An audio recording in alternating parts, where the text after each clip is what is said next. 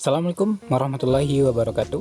Halo sahabat petani jamur se-Indonesia, semoga kita dalam keadaan sehat selalu dan sukses selalu. Nah, pada video kali ini Amin akan berbagi informasi seputar budidaya jamur tiram lagi. Terkhusus bagi teman-teman atau sahabat yang pemula atau yang ingin memulai usaha budidaya jamur tiram ini. Tentunya ada beberapa istilah yang wajib teman-teman ketahui, terutama bagi teman-teman yang ingin langsung terjun di dunia jamur tiram. Seperti bagaimana membuat backlog, membuat bibit, apa itu bibit, jenis bibit, karena bibit ini ada beberapa istilah dan juga istilah-istilah lainnya seperti sterilisasi, inkubasi dan lain-lainnya. Ya, di sini ada dua porsi yang akan menjelaskan bagi teman-teman yang ingin memulai. Ada dua cara. Yang pertama, teman-teman bisa melakukan budidaya jamur tiram dengan membuat backlog atau media tanam itu sendiri, dalam arti teman-teman sebagai produsen dan produksi. Cara yang kedua, teman-teman bisa melakukannya dengan istilahnya semi instan, yaitu teman-teman bisa membeli media tanam ataupun backlog yang sudah jadi, yang sudah ditanami bibit dan siap untuk panen dan tumbuh istilahnya ya.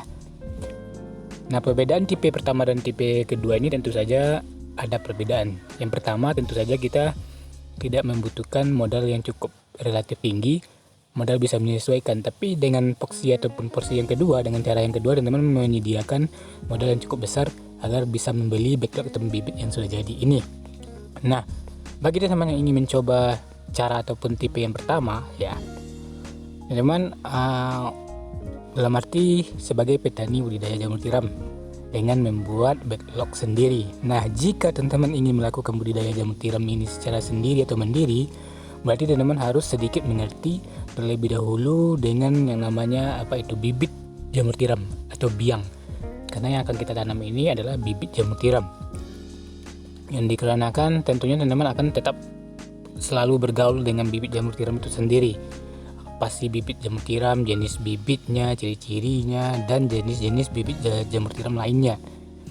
Ya, oke, kita akan coba kerucutkan dengan pembahasan masalah bibit. Bibit jamur tiram ini terdiri dari 4 bagian ya, yakni ada namanya formula 0, formula 1, formula 2, formula 3 atau F0, F1, F2 dan F3. Bagi yang masih sangat awam dengan ini, mungkin Anda sedikit kebingungan apa sih istilah F ini, fungsinya apa, pembedanya apa, dan mana yang paling bagus. Oke, di sini Amin akan jelaskan secara detail satu persatu terlebih dahulu garis besarnya mengenai F0, F1, F2 dan F3 ini. Yang pertama adalah F0. F0 adalah kultur murni indukan dari jamur tiram. Dalam arti dari jamur itu asli, dari batang jamur itu, yang bahannya nanti kita ambil inti dari batang ya.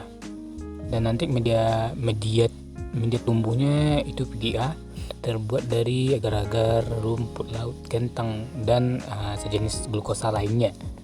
Itu dinamakan dengan media PDA. F1 ya, setelah F0 F1. F1 ini merupakan turunan atau indukan F0 yang diturunkan ke F1. Jadi kita pecah lah istilahnya ya. Dari satu botol F0 bisa mendapatkan 30 F1 misalnya, ada 20 F1. Nah, F2 adalah turunan dari F1. Nah, F3 ini adalah turunan dari F2. Jadi kelipatan turunan. Nah, setiap turunan itu memiliki pecahan yang berlipat-lipat ganda. Jadi bibit jamur tiram yang paling bagus untuk dibuatkan atau diturunkan ke backlog itu adalah media F2. Nah, F2 namanya. Bibit jamur tiram F2 yang akan diturunkan ke F3. F3 ini adalah backlog atau media tanam. Itu adalah turunan terakhir. Seperti itu. Nah, biasanya satu bungkus F0 bisa mendapatkan 30 sampai 50 F3 atau backlog untuk satu bungkus F2 ya, bungkus bibit. Nah, di sini Amin akan sedikit menjelaskan ciri-ciri bibit yang bagus itu seperti apa. Bibit yang bagus itu ciri yang pertama ya, usahakan ada kadaluarsanya atau tanggal produksi ya, karena umur bibit itu lebih bagusnya sekitar 30 hari atau 1 bulan ya.